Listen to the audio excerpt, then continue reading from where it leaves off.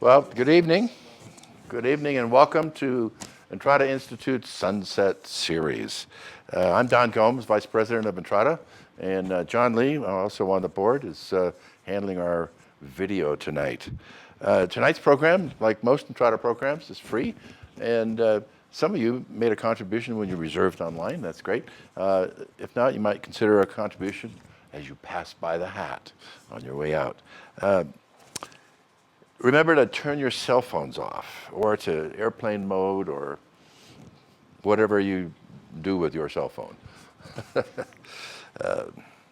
We'll open for questions in a little bit, and you'll need to go to the microphone just to John's right there. The microphone will be raised a little bit so you can speak right into it.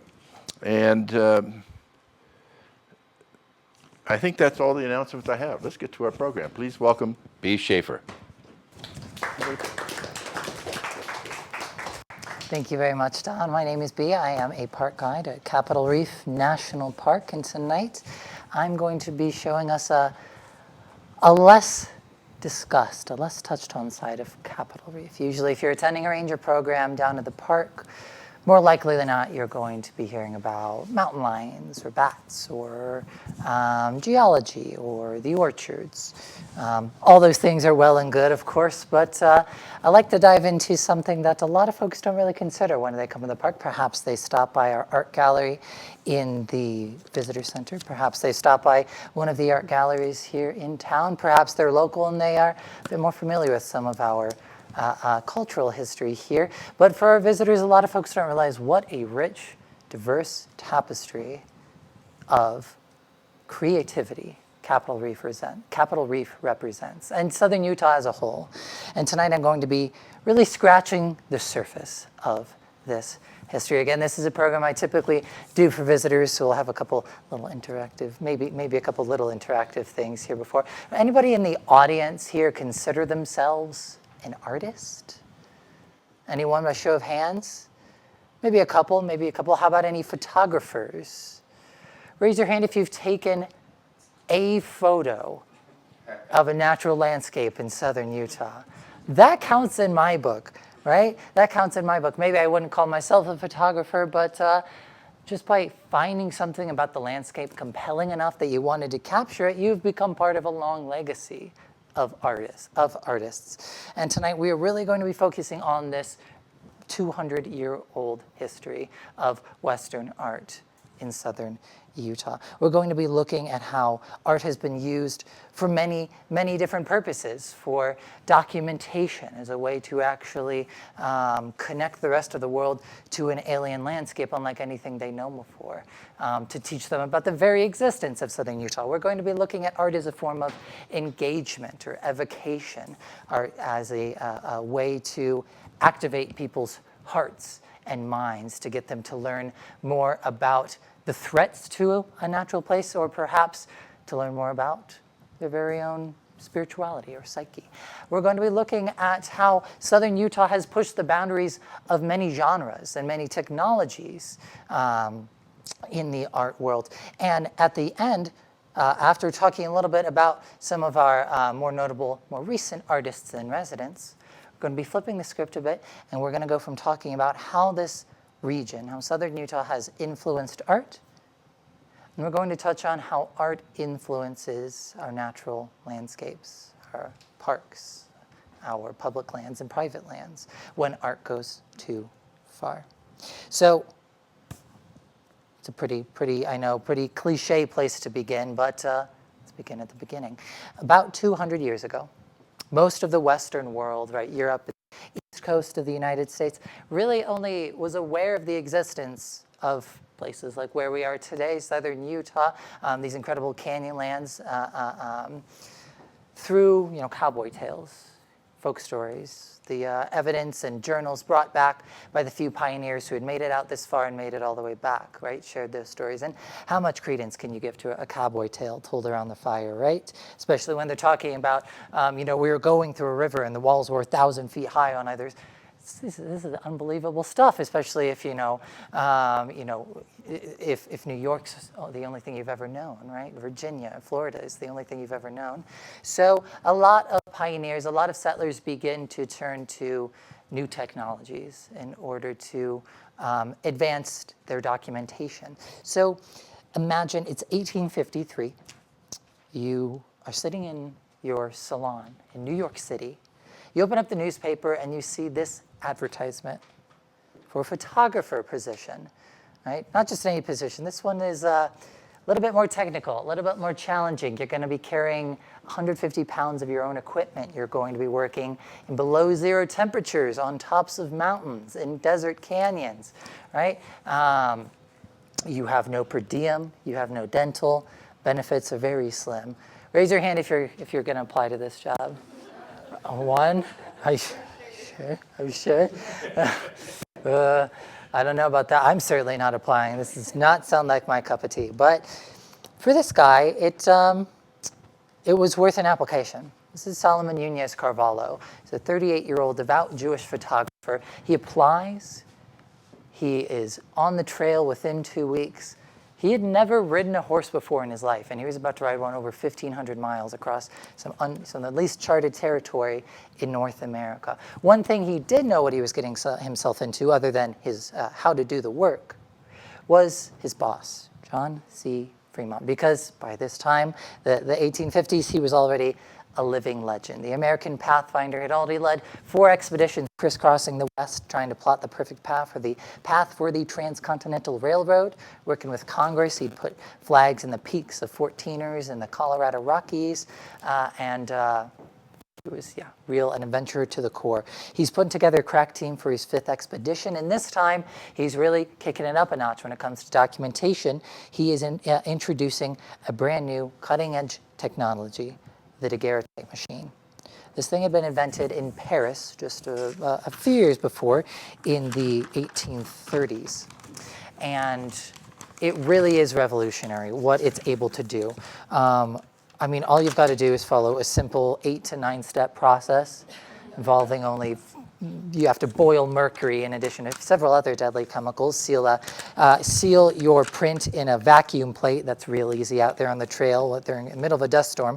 And voila, you get a picture as pretty as this one, right? Well, okay. If you have a still subject in a studio, right, it's a good picture. That is crisp for the time period. That is spectacular.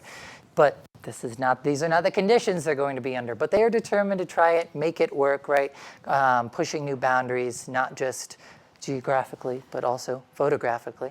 So they load up these 150 pounds of equipment on their mules. They set out from St. Louis. And for a while, it goes very well.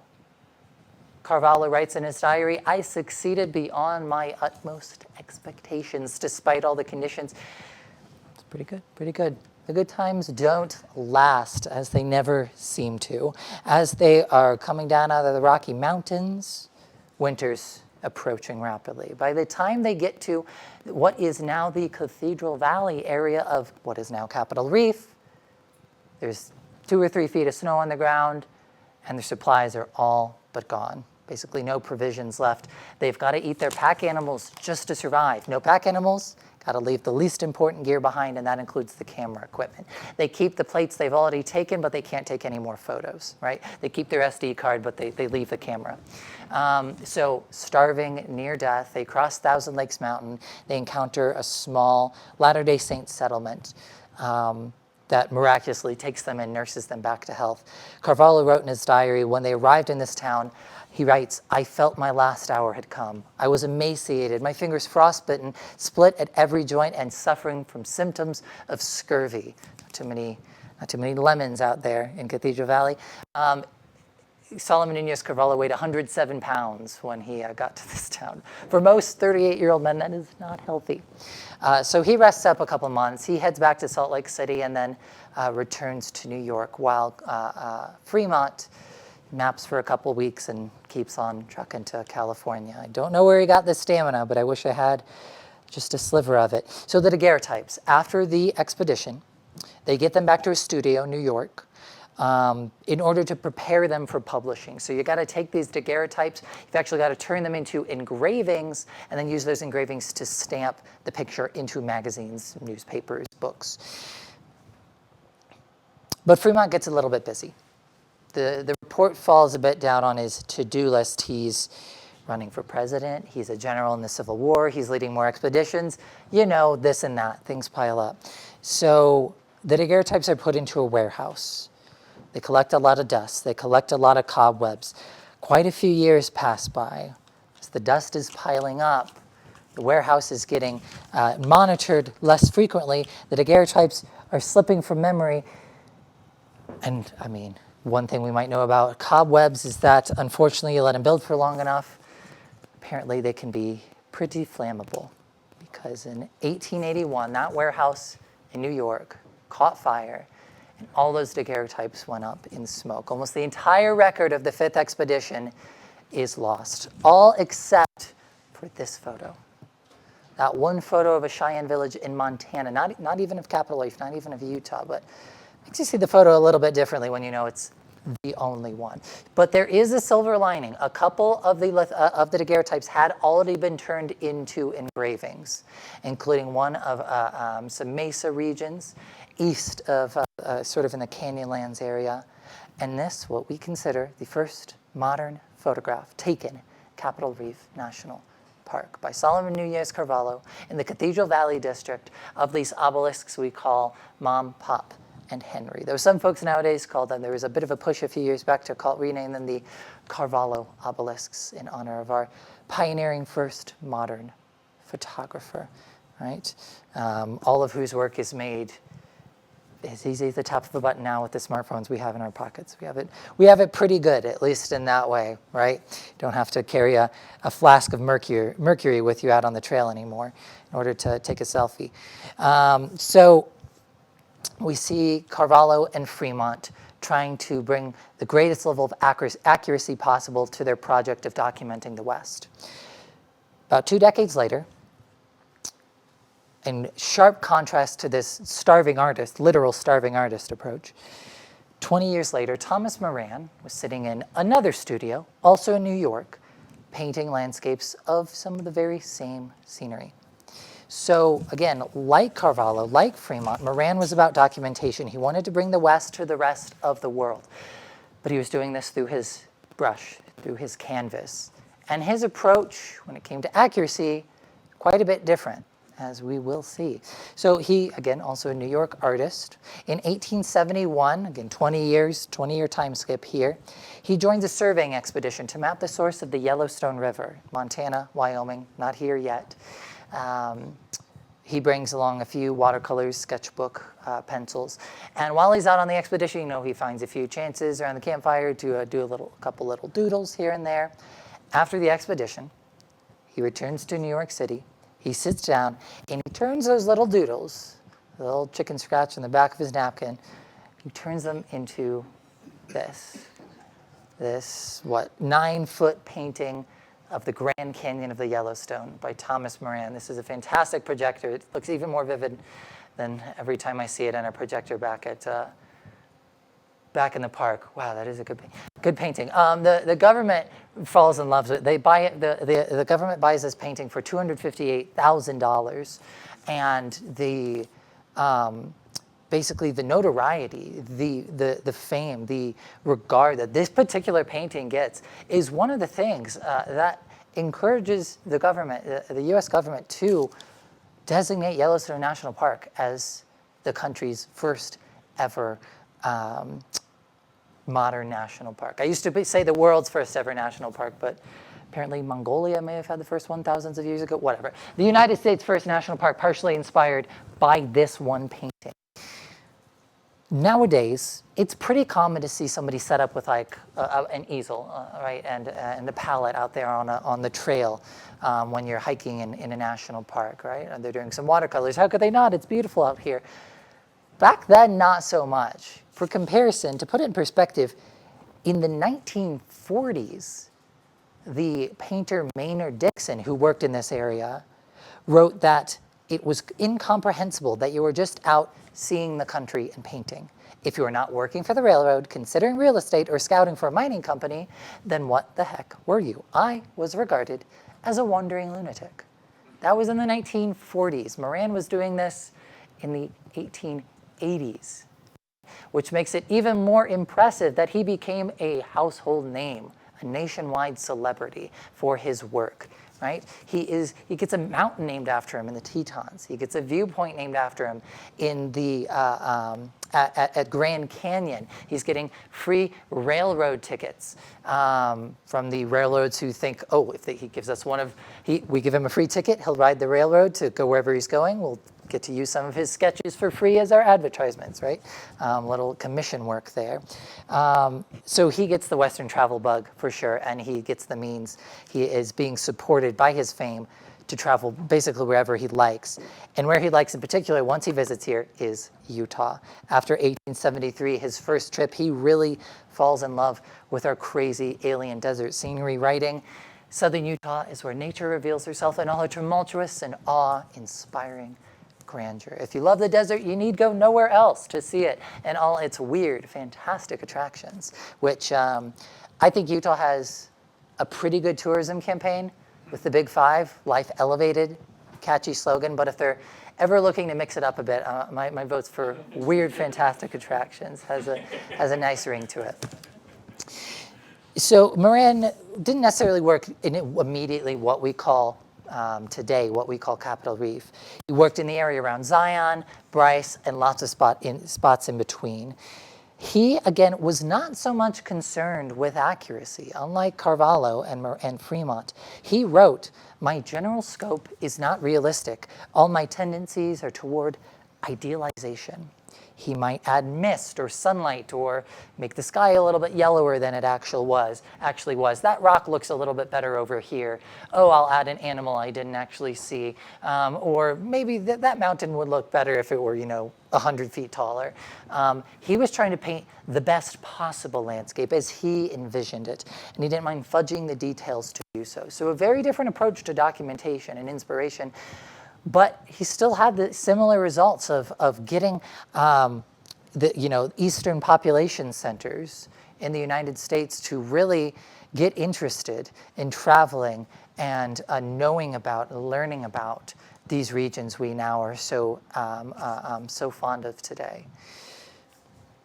So Carvalho and Moran made art to prove to us that the landscapes of the West even existed. Now let's pivot to art as engagement or activism or evocation.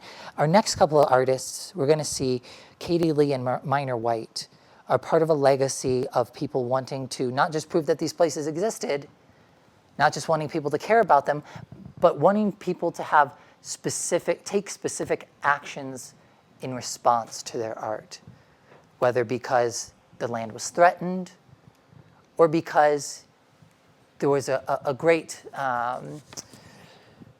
vein of humanity that was yet to be discovered by visiting places like Utah.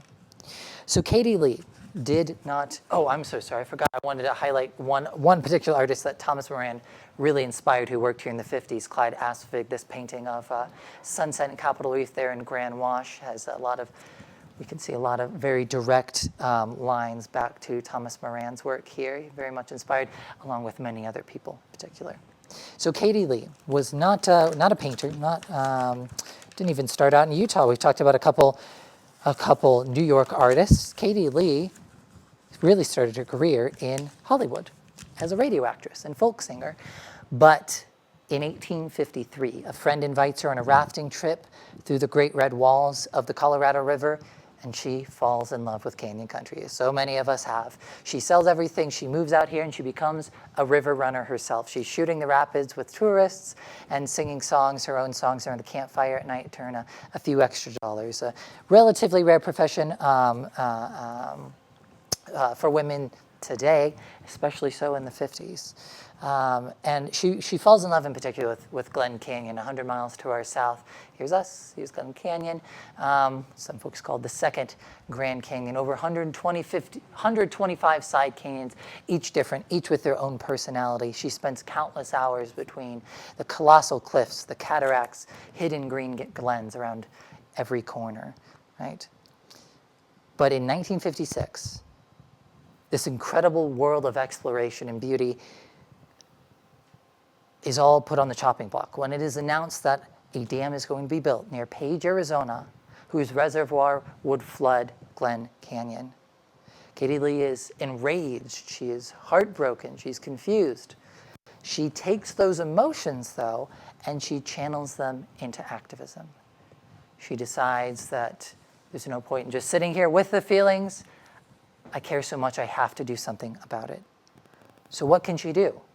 How can she get people to care in the same way she does? How can she get people to act to protect these places? What does she know? What are her skills? Photography and music. She makes many series of photographs showing just what an incredible diversity of not only landscapes and natural beauty we get in these areas, places like Glen Canyon, but also the incredibly diverse recreational opportunities, right? Not only, wow, is this landscape beautiful, but wow, you could be here too. You're getting sick of the suburbs, brand new, invented in, it's the mid-1950s, right? Get outdoors, go on a grand adventure. The American dream still exists right out here. Get close to your family and your loved ones. Live an adventure that, every dinner party, you'll be able to share at every dinner party for the rest of your life, right? No, this isn't the cover of a dime store science-fi novel. No, you could be here too. Look, here's me. Join me here. She also writes 2 albums of folk music about her time along the Colorado River, sharing, indigenous and cowboy, indigenous stories, cowboy legends, and folk tales that she learns from this region. She incentivizes a lot of citizens to care about this place, to visit it, and to get mad about potential damage to it, just like she was. She founds the Glen Canyon Institute, dedicated to returning the Colorado and other rivers in the region to their free-flowing states, and she is part of a huge wave of new tourism and activism in this area. But even all that widespread attention, all that concern, can't stop that momentum for these massive infrastructure projects. The dam is completed in 1966, and Glen Canyon is flooded by Lake Powell. And until her death in 2017, Katie Lee would never refer to it as anything other than Lake Fowl. She had a vanity license plate to that effect. You can Google a picture of it. Lake Powell, Glen Canyon National Recreation Area, certainly has its own beauty today. These incredible aquamarine waters reflecting massive rising red mesas and buttes, incredible boating, biking, and hiking opportunities. But if you do visit, reflect on those, that second Grand Canyon that lies locked beneath the surface of those waters. For now, in a couple decades, as the water levels recede due to aridification, climate change, we may once again get to know a sliver of that wonderful world that Katie Lee once knew too. A bit more lime scale on it, but nevertheless.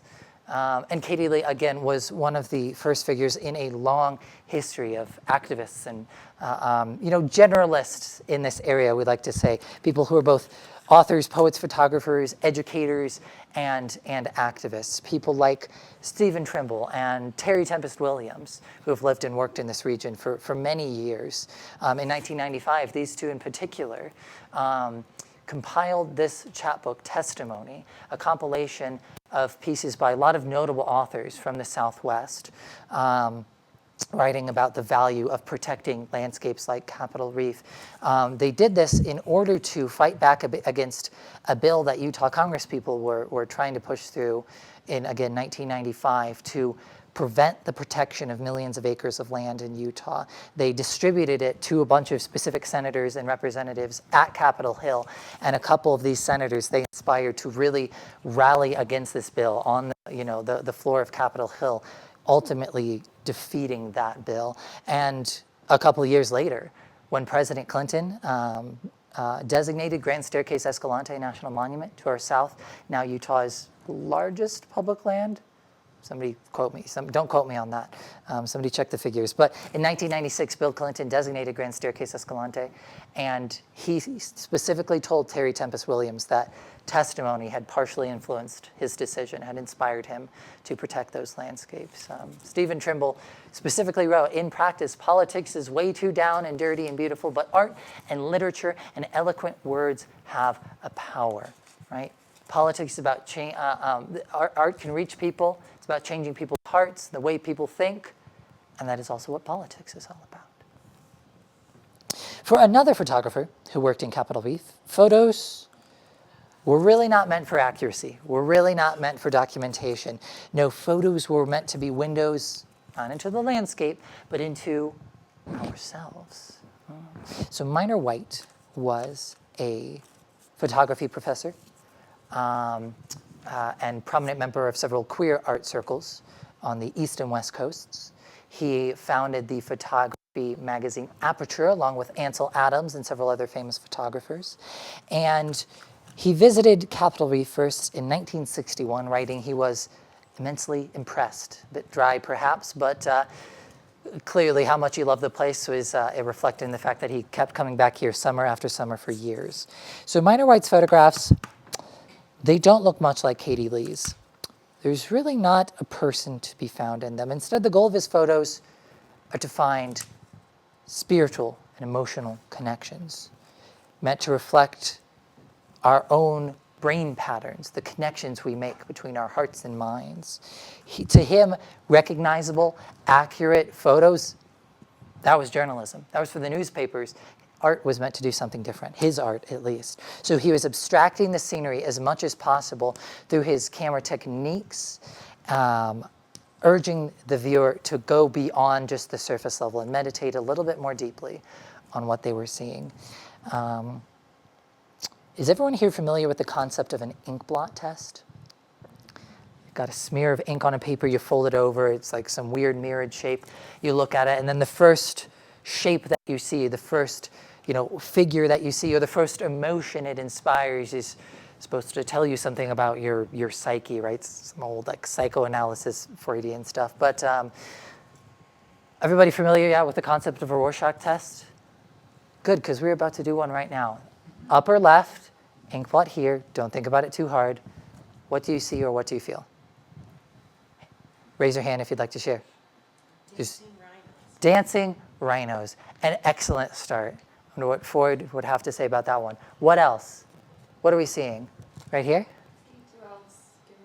Two elves giving each other high fives. You're playing patty cake. I just saw that. Wow. Right back here? Same thing. Elves playing patty cake. Okay. Anybody else? Or how does it make you feel, perhaps? Okay. It's happy. Happy.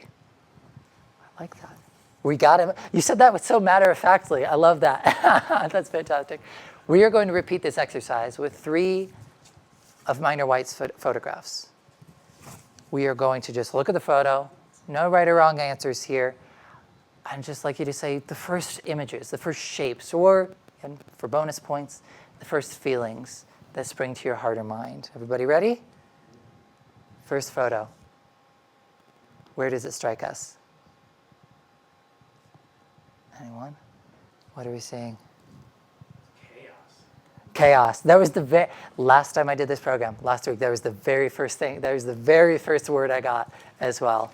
Chaos. Confusion, I often get. What else? What are we seeing? I've heard a doll's face hiding behind a curtain. I've heard kaleidoscope. I've heard a sailboat or a map of Mexico. I've heard the bottom of a barrel of salt crystals or gemstones. I've heard so many things. What we're looking at, this photo is entitled Moen Copistrata, 1962. We're looking at rocks.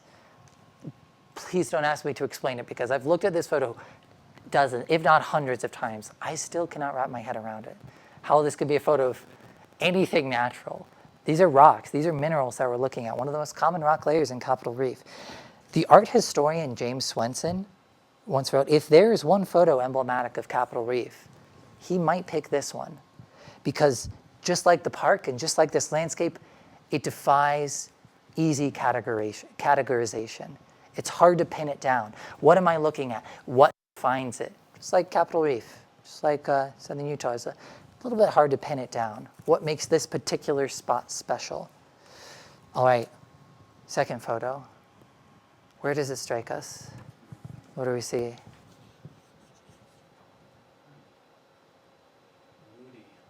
Moody. A bit moodier. So, how else does it make us feel? I'm sorry? Midnight. Okay, it's taking us to a particular time of day, a particular scene. Anyone else? Scary. I like it. A many-eyed monster staring through the dark. As we hike through, this is actually a wall of rock on the side of Grand Wash. We've already seen a painting of Grand Wash. We see some of the water streaking down here through the desert varnish. And this is a set, what I often hear is fireflies or fairy dust or a night sky. This is a set of shotgun bullet holes. How does it make you feel now? I know how it makes me feel as a park ranger. All right, last but not least, where does this take us? What's that? Quicksand. Quicksand. Okay, we got a sense of danger there. What else? I've heard belly button. I've heard both island and puddle. I've heard mermaid. For me, it's falling. Your spaceship is crashing into the surface, into the atmosphere of Jupiter. That's what I always get. We're looking at a dried up mud puddle on the floor of Capitol Gorge. With this. These are all the one guy? Yes, this is all Minor White. Yes, yeah. These are all photos taken in Capitol Reef National Park. For him, for Minor White, it was not a question of what do you see, but where does it strike you? It was meant to be more a mirror than a photograph. Right? If you can ever take a photo that does more to capture your feelings or your connection to that landscape than it does just the landscape itself, you'll have done Minor White proud, I think. So over the preceding decades of the 1900s and today, the past couple decades, we have seen a lot more artists really push the bounds of abstraction, push the bounds of many genres and technologies by using Capitol Reef in southern Utah as a setting, right, as a subject. So we're just going to take a look at some prominent artists that I myself have taken quite a fancy to in this area. Ed Mell is an artist who's worked in this region, yes, up until very, very recently. And we see a lot of minimalism, abstraction, sort of cubism almost coming into his art style here with these hard-edged cliffs, with these simple color gradients, these almost UFO beams of cloudburst rain falling down from these super hard-edged clouds. He was also a sculptor. We see a lot of works in bronze and copper being done in very similar geometric style. We see the landscape boiled down to its very essence, the barest ingredients of colors and angles. Very, very brutal and yet also very accessible. If you've ever driven past Factory Butte in morning light, then you've seen this, right? Whether it's the Mancos Shale or the Chinle Formation. If you've known this environment, then these paintings bring it back for you. For me, at least, certainly. V. Douglas Snow is a very prominent muralist who worked in this area for a long time. He was commissioned in the 90s to create a mural for the Scott Matheson Courthouse in Salt Lake City. This mural is titled Capitol Reef, and as for his process about this photo, he wrote, I was on a hiking trip in the park. There was a sudden thunderstorm. The rocks were drenched, and then suddenly the emergence of the intense sun caused that rain to evaporate almost as quickly as it had come, and the steam made the rocks look like they were breathing. So this massive floor-to-ceiling mural that we see here, again, it's on display in the second or third courtroom at the state courthouse. When it was put on display in 2002, it actually caused some controversy because almost immediately a bunch of judges started coming back and complaining that it was too abstract for the courtroom, that they kept getting distracted by trying to like make sense out of it, that they weren't able to focus on all the legal proceedings. So they installed these retractable curtains that can hide the nice art away when you're trying to do the legal work, and you can show it when court's out of session, which I don't know how V. Douglas Snow would have felt about that, but well, I don't know, it just shows you just how abstract his work can get. And I think looking through some of his other works, this one is, I think, of his other works, the most grounded in like tangible shapes. A lot of his stuff is even more abstract than that. It sounds like a compliment to me. I hope he would take that as a compliment, very much so. I mean, it's a great work. It's fantastic. I certainly think so. Getting even more into modern technology, technological forms of art. In the 1990s, the artist Jim Sanborn came out here to the desert in the middle of the night, set up these massive custom-made light projectors, and projected these huge geometric figures onto the landscape itself. In this case, this is actually an outcrop, these sort of semi-hoodoos here, 50, 60, 70 feet tall, I haven't measured. This is the Nodin Bullfrog Road. You can get here in 35 minutes. You can see the long exposure photograph here, the stars moving in the backdrop. This is an unedited photograph. This is actually this shape being projected onto the entire landscape. He was inspired by those early pioneers, those early map makers who came out to this region in order to take this chaotic world of cliffs, canyons, rock falls, riverbeds, valleys, mountain ranges, all this chaos, and fit it into neat little topographic lines on a piece of paper.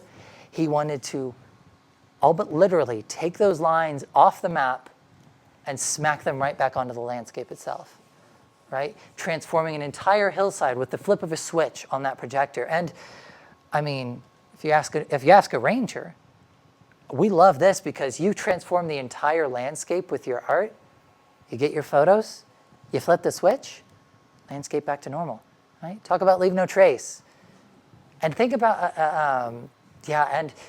okay, let's go a step further. I don't know if anybody in the audience, if we're really in the core demo for these types of video games, but if anybody here is a gamer, anybody really likes to hit the Xbox or the PlayStation after work, maybe you've heard of the game Red Dead Redemption 2, released about 7 years ago by Rockstar Games. Puts you in the boots of a rootin' tootin' cowboy, swashbuckling across a fictionalized American West. These game studio, again, this game allows you, you get to ride a horse, cut down trees, hunt for game, visit a saloon, right over just about any mountain you see, you can visit. The amount of realism in these games, from the swishing of a horse's tail to the topography and gradient from grass to bare rock on the mountain slopes, to the shape of the footprints you leave behind as you trudge through a snowbank. These studios employ hundreds of visual artists that actually traveled out to places like Capitol Reef, took drone videos, watercolors, sketches, 3D scans, and countless photographs. Real-world landscapes in order to recreate them, fictionalized in an interactive digital world. Right? This isn't a place that exists, but you can match it up to places, real mountains that are not too far off from what you're seeing in the game. And think back to Carvalho and Fremont. Think back to Moran. These people who wanted to teach a world that could barely even conceive of a place like Capitol Reef because they had no points of reference. They wanted to prove that places like this existed, right? The very beginning of making Capitol Reef accessible. Nowadays, if you have the money for the games, the console, the TV, a place to hook it up, you can sit in your family room and you can explore a place that looks a lot like Capitol Reef from the comfort of your own home. Most people in the world will never get a chance to visit a place like Capitol Reef or Zion or Bryce or Arches or Canyonlands, whether they want to or not. They just don't have the means. They don't have the time, right? It hasn't been presented to them as an option that they realize that they even might enjoy, but you might still get a little bit of that flavor, right, from your own TV screen. So 200 years of accessibility, technology make a pretty big difference. up until now, we've talked about a lot of artists, most of whom have really spent just a little bit of time here or there in Capitol Reef. Now I'd like to look at some artists who have maybe lived here more long term. I know tonight our focus is primarily on Western art. And in the past, I've devoted a much larger chunk of this program to the 10,000 years of indigenous culture we have in this park. In particular, petroglyphs and pictographs, rock markings, of which there are dozens in Capitol Reef alone. There are many indigenous interpretations for even single petroglyph panels coming from many, many different indigenous cultures, of which there are 32 connected with the landscape of Capitol Reef alone. And some interpretations tell us that some of these markings are a form of creative expression, are closer to art, what we call art today, whether they're simply landscapes, whether they're showing us historical or mythological stories. I used to talk a lot more about this, and I hate that I'm doing 10,000 years of extremely diverse indigenous cultures in one slide, but this should be a whole program all its own. So I've devoted most of this program just to talking about Western artists, but I just need to make a point. It would be irresponsible of me not to talk about the incredible legacy of art and technology present all around us in southern Utah as well. Again, if you want to talk for 40 more minutes about this, hit me up. I'll give you my business card. The early Western settlers who first arrived here as well, if not the first residents of this area, certainly a very, very poignant legacy that continues to this day. While when we talk about the folks of Fruta, the families that struggled to grow these gardens and orchards in order to eke out a living in what some would say was an unlivable landscape, while most of their time was devoted to tending to the fields, to just getting through each day, we do see a lot of folks found the time to pursue artistic pastimes, whether it was a few simple fiddles, or drums or pianos that a few folks might have had that were enough to turn an evening into a party, whether it was the quilting and the textile dyeing tradition that we see associated with the Latter-day Saint folks in this area. There is a pretty spectacular history of homestead art connected with Capitol Reef as well. This sort of isn't connected to anything, but this is just a really, really interesting little piece of Capitol Reef history. So the artist Richard Sprang lived in Capitol Reef for a couple decades in the 50s or 60s. I'm actually forgetting the exact years now. But he was, his art really didn't have anything to do with Capitol Reef. He was a comic book artist. He drew Superman and Batman comics. And though he's not one of the best known names in the era, out of the golden era of American comics, if you ask folks who know a little bit more, some real savants or hobbyists about that period of comic book history, a lot of folks will bring up Richard Sprang's name because he had a particular style, particular flair in his artwork that really stood out.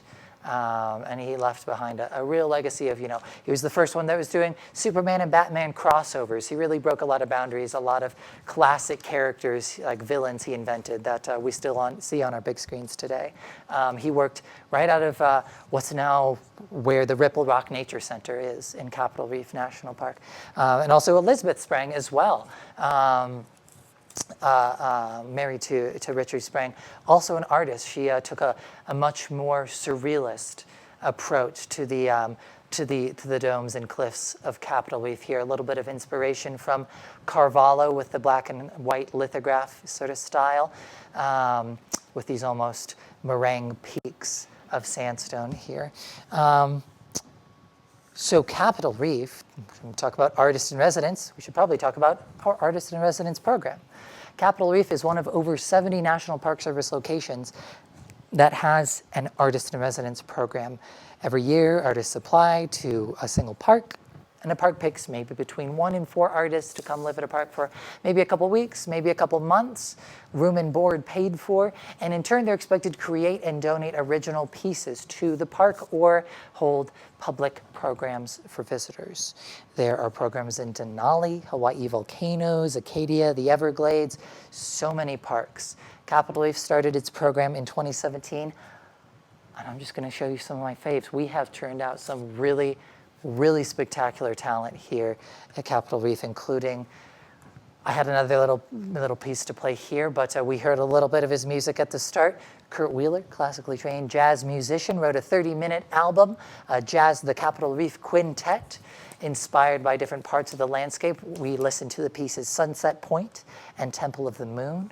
Also a piece inspired by a canyoneering trip through the canyons, inspired by the Sulphur Creek. He would just take his saxophone out, hike out, find a nice rock outcrop just out in the backcountry, just sit there and film and record himself, just basically brainstorming and just putting together a new piece.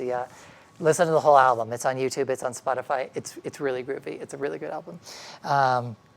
2019, Virginia Catherall, hand knitted and dyed textiles. We see this shawl in particular reflecting both the texture as well as color gradients of the vertical Wingate cliffs versus the lovely green foliage of the orchards here. Perfect thing to keep you nice and toasty through a late spring freeze. We see Claire Giordano's watercolors as she just set up her easel out on the trail, talked to hundreds of visitors every day about her process, about her technique. As she was creating a piece there, we see her little kit here, her little painting kit she would take out and sit for just hours on end there in front of Hickman Bridge or wherever else. I am really fond of Lorraine Bubar's pieces. Handmade papers, handmade, hand-dyed, and then laid on top of each other, cut out to almost create a stained glass effect.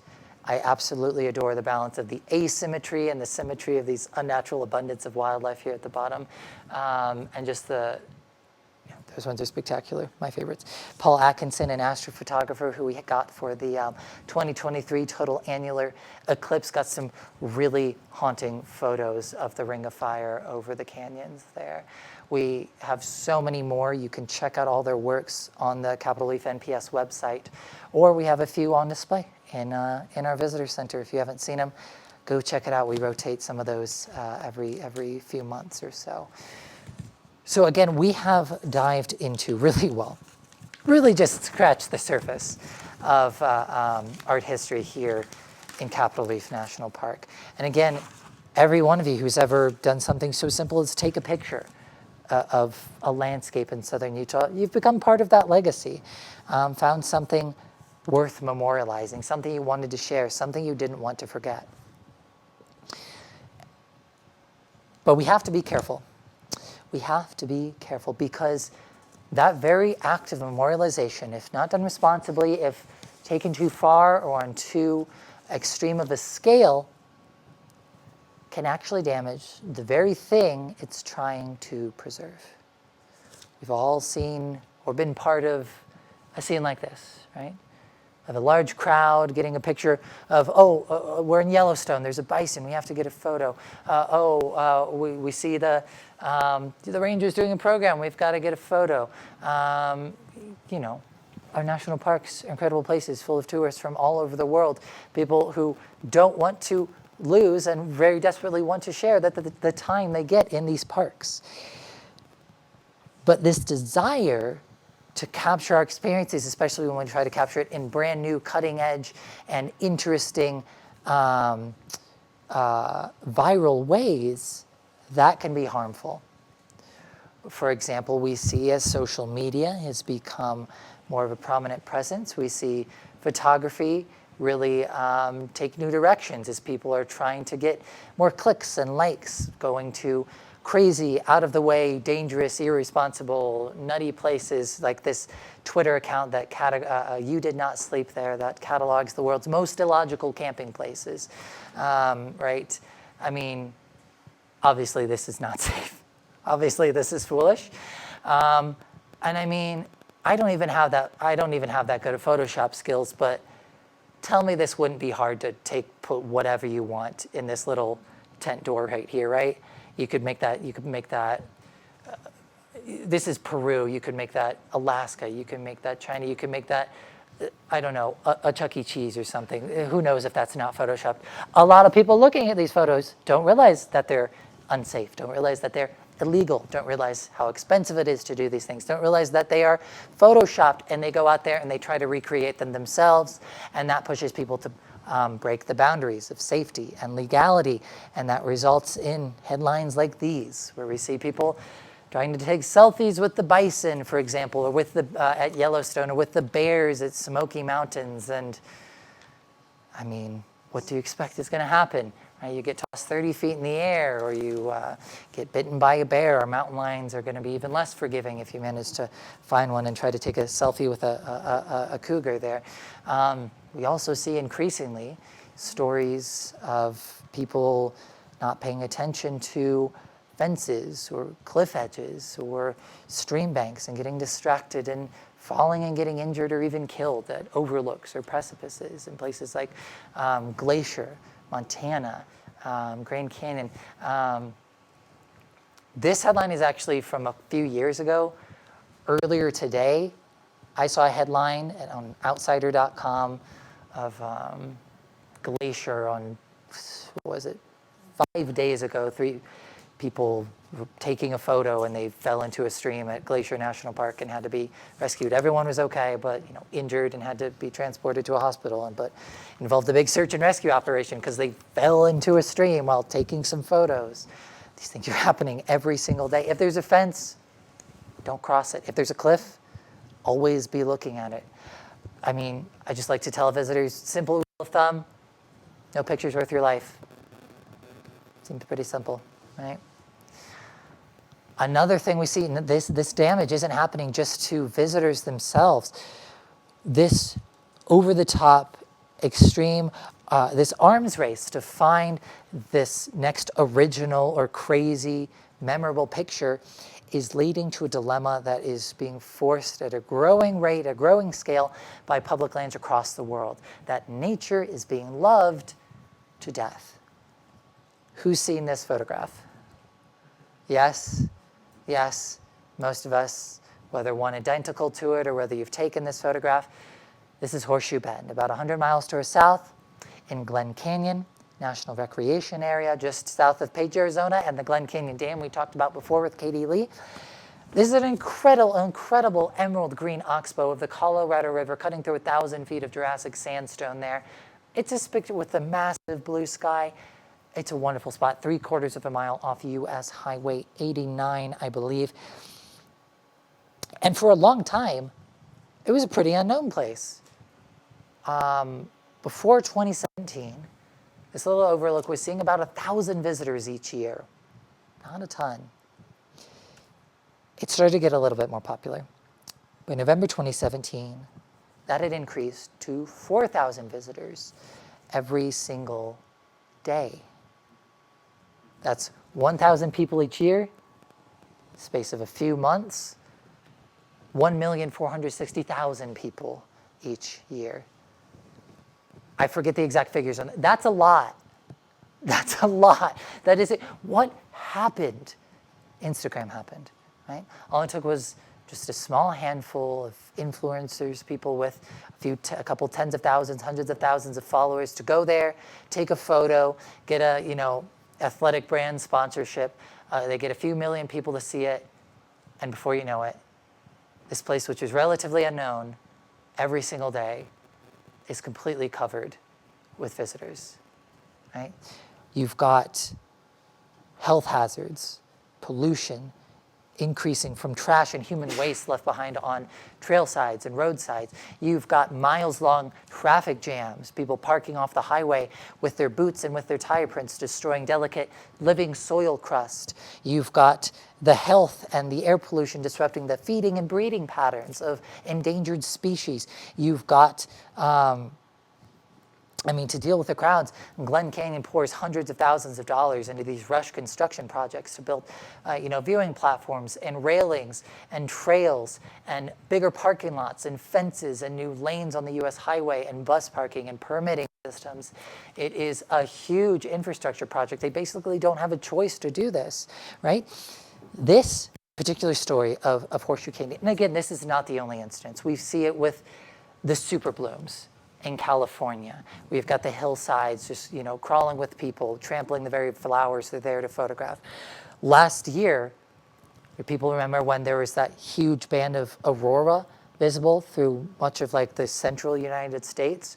Joshua Tree National Park over in California has reported that the aurora were going to be visible, in the middle of the night there. There was a 10-mile long line of cars on the one-lane road into Joshua Tree National Park that night. There were 3 rangers on duty in the entire park. What are you going to do if somebody 10 miles deep in a traffic jam has a heart attack or encounters wildlife? What are you going to do, right? Increasingly so, as more and more people visit national parks, as it gets easier, as it gets more accessible, the National Park Service and other public land institutions and private landowners are being forced to grapple with the conflicting missions out of the very heart of our agency. The very heart of the National Park Service are the goals of both preservation, to keep lands untrammeled for future generations, but also to preserve for recreational value for all those who wish to enjoy. And sometimes you simply cannot have both of those activities happening at the same time. Simply by being present in a landscape, we are taking away from it. So increasingly so, in many instances, often at rates that we are not prepared to deal with, agencies like the National Park Service are being forced to answer the question, do we improve the infrastructure so more people can see it, so it's more accessible, so it's safer? Or do we close it off so it stays wild, healthy, whole, and beautiful? I don't have an answer for you. The answer is never straightforward. If you have a simple solution, please let us know. I think maybe the best piece of advice I can give you is if you encounter, you're roaming southern Utah on your travels and you find an overlook that's like nothing you've ever seen before. This is the most beautiful view you'll ever have in your life. And it was relatively easy to get here. Oh my gosh, wait till I tell everyone. Maybe that's the photo you don't post. That's your special spot. Just leave it at that. Again, tonight we have scratched the surface of an incredible tapestry of creativity generated by southern Utah and Capitol Reef National Park in particular. There's so many more authors, painters, poets, sculptors, activists, etchers, musicians that have come to know this place through their lives and through their work, who have made a record of those lives, of those moments, of those feelings, of these places that we'll get to continue to enjoy for generations. With every picture each one of us takes, we have found something compelling enough that we never wanted to let it go, right? That just being there, that just that moment didn't feel like it was enough to do it justice. And yet, even the most talented among us, even the most passionate and most prodigious, still sometimes feel that there are colors and textures in these landscapes that no pictures and no angles can portray. So what I like to recommend to visitors, to anyone I encounter really talking about this history, is that in addition, I don't want to disparage our artworks, I don't want to disparage our cell phone cameras, I don't want to disparage our journaling or our sketchbooks out there on the trail. But in addition to that, I encourage everyone, whether you live here, whether you're just passing through here as a visitor, at some point, next time you're in Capitol Reef, next time you're in one of the incredible parks or public lands of southern Utah, find a moment to set down the phone, set down the sketchbook, set down the journal, set down the saxophone. Find 30 seconds, a minute, 5 minutes, 10 minutes, 30 minutes, and an hour, however long it is, whether it's just you're driving down the highway and your elbows out the window and it's just the open road, the wind through your hair, whether it's just you're taking photos at a viewpoint, whether you're a few miles deep on you're a quarter mile into a popular trail or you're several miles deep into the wilderness. Find a moment to just sit there, put all the record keeping, all the media away, and just take a deep breath and just melt into the rocks. Extend your senses. You'll try to notice the things you might not have noticed anyways. Otherwise, after a couple minutes, you might hear the sound, the call of a rock wren or of the burbling Fremont River echoing up through the canyon. You might smell a twinge of sagebrush on the wind, or you might notice the grit of the sand between your teeth. It's like, because sometimes it's those moments that when we're paying the least, when we are focused the least on remembering, hours or days or months or years later, those are the moments we remember the most counterintuitively. Like when I worked at Arches National Park 2 summers ago, and I'd been struggling to come up with my evening program that I was going to be doing that summer. And I was out in a rove. I was 2 miles off any road or trail, just sort of just patrolling a bit of the backcountry. I decided to take a little bit of a nap, just sort of under a shady outcrop of rock. A few dozen yards away from me was Ring Arch, one of the most incredible circular bridge arches there. Not bridge arches, but arches that I'd encountered while I worked there. And I just put my phone away. I was tired of looking at the map and figuring out where I was going, and I was just tired. So I was just like laying there, trying not to think about anything for once, for the first hour in that busy week. I only got about 3 minutes into relaxing, because before you knew it, that 3 minutes of turning my brain off was apparently all I needed to open up a deluge of new ideas. I pulled out my phone again, and I wrote 2 pages of notes and scripts and ideas and techniques that I then turned into the evening program. I did that entire summer, which was one of my favorite programs I've ever done. Or when I was coming home from work a few months ago in Capitol Reef, and we'd had a little bit of a light rain, the first rain in a while, and I was really there's something about the gray edge to the sky that I just didn't feel like, something about the sunset, I didn't feel like turning in quite yet. Before I knew it, I found myself up the side of this access road behind the campground, and I was sitting there just staring at the dwindling, hazy sunset, the last glimmer of ochre reflecting on the cliffs, smelling the campfire smoke wafting up from the campers, the lights twinkling between the cottonwood trees, the sound of the Fremont below me, just feeling a few new drops of rain coming in on my face. Again, just trying to decompress and take a breath after a long day of work.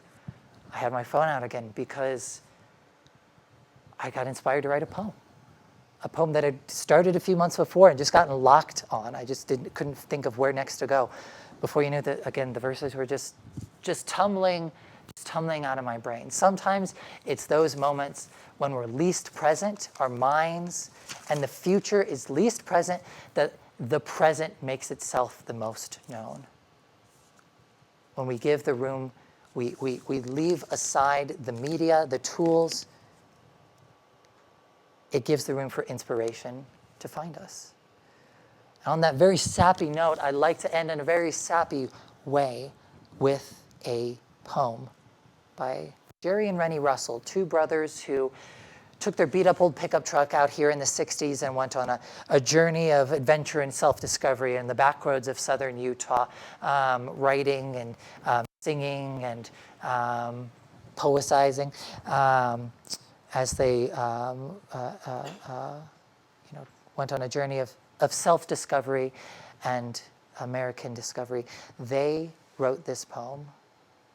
We leave part of ourselves. We take sand in our cuffs, rocks, shells, moss, acorns, driftwood, cones, pebbles, flowers, photographs. But is a picture a tenth of the thing, a hundredth? Is it anything without the smell and salt breeze and the yellow warmth when the fog lifts? Oh, but I got all that too. It is exposed forever on the sensitive emulsion sheet of my mind.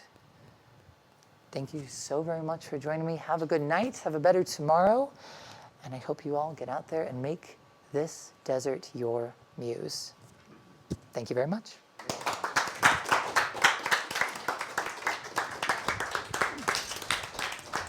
Anybody have any questions for B? I have one. Absolutely. Yes. Artificial intelligence. Ooh. What impact do you think that will have on the art of Capitol Reef? I mean, this isn't what you're asking. My general perspective on artificial intelligence and stuff is that it's a great technology. We're not ready for it, and it's being controlled in a commercial way that is not inspired to use it in actually the most humanist, productive ways. You know, when it comes to artificial intelligence, I can think of that as being a tool people are using to help them write travel blog entries, to recommend people what to do in the park. People Google, what should I do at Capitol Reef? And Google or Bing gives them an AI response.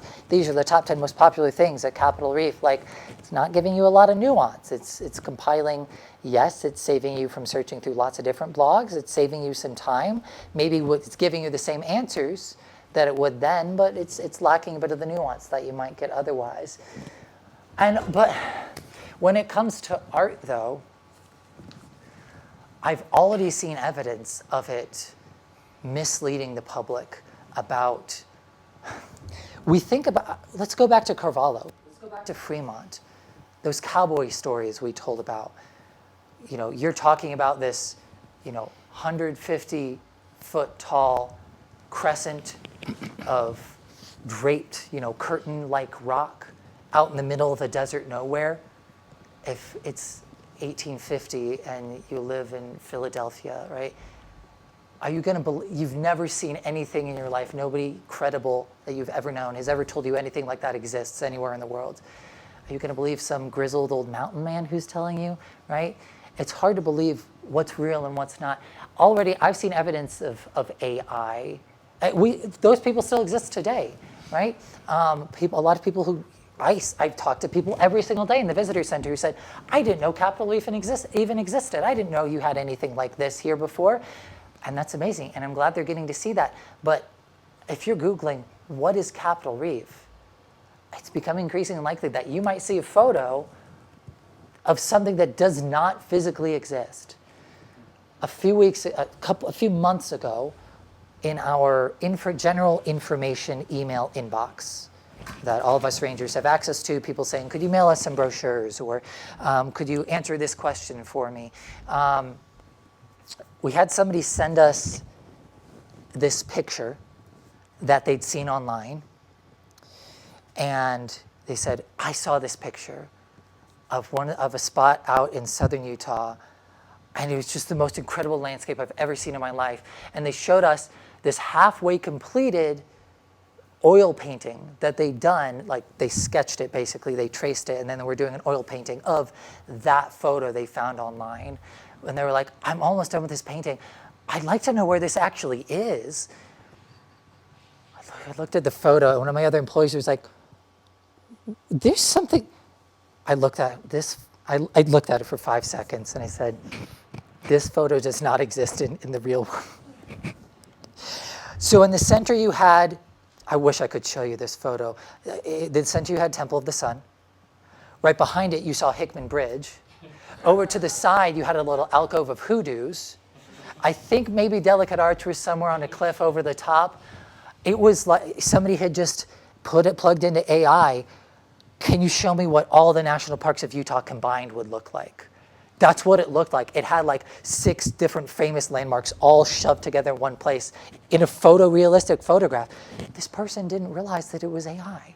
We had to get back at this person and be like, hey, this painting that you've poured hours into is something that does not exist. That doesn't make it bad necessarily, right? It's if you're able to distinguish, right, are we going to look at Elizabeth Sprang's meringue, peaks of sandstone and say, that's not realistic, so it's not worth considering? No, but oftentimes we don't know where, or we don't know how to define the boundary between between fact and fiction, because these technologies are being used without regulation, right? You can have an AI photo and there's not necessarily any way of ascertaining where that photo came from, right? It's not like every AI photo that every AI generates has to stamp, like, this was by AI on the bottom, right? Or you could just crop that out. It has so much potential to streamline so much of like the research and like planning processes for people trying to learn more about places like Capitol Reef and the Mighty Five of Utah. But we're in this like forming and storming phase of the application of AI, where I think the technology is grossly outpacing governmental regulations and informal etiquette surrounding the technology. So while I am all for a Star Trek future where we can ask the computer to write us like, hey, show me a painting in this style of Ed Mel of my best friend holding, their favorite cat, whatever, like, great, cool. I don't think we're quite ready for that yet. That was way too long of an explanation, but it's an important question, certainly. Any other questions? I'm so sorry. So when I'm hiking in Capitol Reef National Park, yes. I'll often come upon the artwork of previous visitors in the form of stacked rocks. You just want me to go off on that? You're just lighting a fuse. Art? Yeah. No, I mean, that's one thing. We see people like, whether it's like, oh, look at me standing on this cliff, or, oh, look at this nice little pile of rocks. Yeah, this stuff looks nice. But again, this is an instance where sometimes people, often not their own fault, just they end up in the middle of a national park without having received, an overview of the rules and regulations and etiquette and expectations of a place like that, right? A lot of folks might not realize that stacks of rocks are built by rangers in order to mark a trail, because you can't put stakes into solid rock, not easily. A lot of people don't realize that you're both not supposed to knock them over because rangers might have built it. You're also not supposed to build them because then they could be misleading. I mean, stacks of cairns have and can lead to people getting lost and needing rescued or injured or killed in the middle of the desert. That would be a great snippet on your Facebook page. Absolutely. I mean, a lot of other parks have had big movements like this. This was like Yellowstone had this post of theirs go viral recently about cairns in particular. I think it was Yosemite. Yosemite had a post go viral earlier this year, the end of last year. I mean, as a ranger, I'm going to tell you, neither build cairns nor take cairns down, unless you come up to a place where there are 50 cairns all in one place all at once, or if a ranger tells you otherwise very specifically, don't knock cairns down, right? If you want to build one, take a nice photo of it and then immediately take it down. That's okay, as long as you don't share that picture. Because just like those camping photos we saw earlier of people camping in dangerous or illegal spots, or in places where they're damaging the landscape by being there, if you post that photo of the cairn, even if you took it down afterwards, even if you understand the rules, a person looking at that on the internet a day later or 5 years later might not know that. They see, wow, that's so pretty to have a cairn there. Next, I'm going to go out to the desert. Next time I do that hike, I'm going to build a cairn too. They don't know they're not allowed to. They don't take it down, right? If you don't have that watermark of the rules and regulations that come along with it, then sharing that kind of content is irresponsible and potentially harmful. Yeah.